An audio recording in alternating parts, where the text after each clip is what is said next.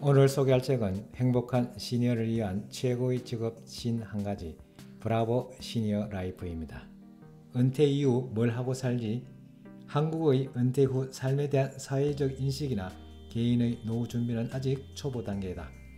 베이비붐 세대인 저자들은 각자 인생 이망을 준비하면서 다양한 시행착오를 겪었고 구체적인 대안과 해결책을 찾는 과정에서 이 책을 펴냈다.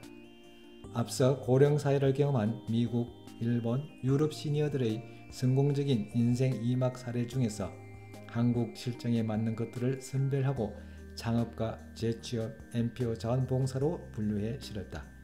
이 책 브라보 시니어 라이프는 은퇴를 앞두고 있거나 은퇴 직후 뭘 하고 살지라는 고민에 빠져 있는 이들에게 구체적이고 실질적인 창업 아이디어를 주고 경제적 수입과 보람을 동시에 얻는 은퇴 후 삶에 대한 로드맵을 그리는 데 유용한 길잡이가 되어줄 것이다. 정년이 되었으든 조기 퇴직 때문이든 직장을 떠난 뒤에는 누구에게도 얼매일 필요가 없는 자유로운 시간이 주어진다. 그 기간은 지금 퇴직하는 사람들의 건강 상태와 평균 수명을 감안하면 현역 기간과 거의 같거나 더 많은 30에서 40년이 될 것으로 예상된다. 다만 직장 생활을 할 때와는 달리 퇴직 후에는 누구에게 명령을 받아 자기 시간을 써야 하는 것이 아니라 스스로 시간 관리를 잘 해야 한다. 그렇지 않으면 무의미하고 무료한 노후가 되기 쉽다. 미국이나 일본처럼 우리나라에서도 55세 이상의 중장년층의 70에서 80%가 퇴직 후에도 일하고 싶어하며 일하는 이유도 단순히 경제적 이유뿐만 아니라 건강유지, 능력과 지식 활용, 사회적 관계 형성, 삶의 의미와 보람을 위해서라고 한다. 퇴직 후에 할 수 있는 일은 크게 세 가지로 나눌 수 있다. 첫째, 수입을 얻기 위해 재취업 또는 창업을 할 수 있을 것이다. 둘째, 친구들이나 배우자와 함께 여행이나 등산을 하면서 여생을 함께 즐기며 보내는 방법도 있다. 그저 시간을 보내기 위해서가 아니라 정말 몰입할 수 있는 취미를 찾아내 계속 해나갈 수 있으면 더욱 풍요로운 여생을 보낼 수 있을 것이다. 셋째, 자신의 재능과 경험을 나누며 사회 공헌 활동을 하는 방법도 있다. 외환위기의 충격으로 우리나라는 OECD 34개국 가운데 노인 빈곤율 1위, 노인 자살률 1위인 나라가 되었다.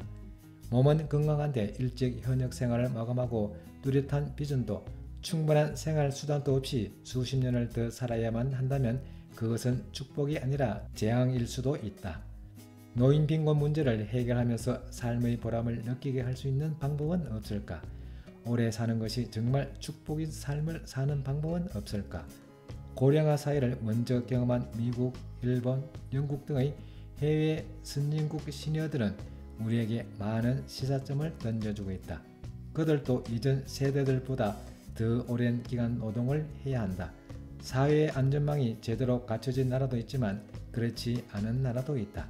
그렇지만 그들은 소득이 적더라도 나름대로 의미가 있는 일을 찾아 생산적이고 활동적인 인생 이막을 즐겁게 살고 있다. 이 책은 그러한 삶을 사는 해외 시니어들의 다양한 사례를 발굴하여 정리한 것이다. 총 4부로 구성되어 있는데 1부는 나름대로 인생 2막을 준비한 끝에 창업하여 인생 1막에서 쌓아온 자신의 경험과 지혜를 활용해 성공한 사례들을 모았다. 2부에서는 당장의 취업에 급급하지 않고 종전의 직장에 비해 급여나 대우는 다소 낮더라도 자신의 능력과 적성을 잘 살릴 수 있는 분야로 재취업한 사례를 살펴보았다. 3부에는 우연한 계기로 창업을 하게 되어 전반기에 자신이 해오던 일과는 전혀 다른 분야에서 새로운 인생을 개척해 나가는 사람들의 사례를 모았다. 커피 전문점이나 식당, 술집 등 한정된 분야에만 몰리는 우리의 창업 형태에 대한 대안을 생각해 볼 수 있는 계기가 될 것으로 기대한다. 4부는 비영리 단체, 자원봉사의 사례로 그동안 쌓아온 경험과 지혜를 사회에 환원하며 보람을 느낀 사람들의 모습을 담았다. 해외 선진국 시니어들의 사례가 사회, 문화, 역사적 배경이 다른 우리에게 그대로 적용될 수는 없을 것이다. 다만 모쪼록 그들의 삶의 자세나 접근 방식을 우리의 토양에 맞게 창조적으로 적용할 수 있기를 바랄 뿐이다.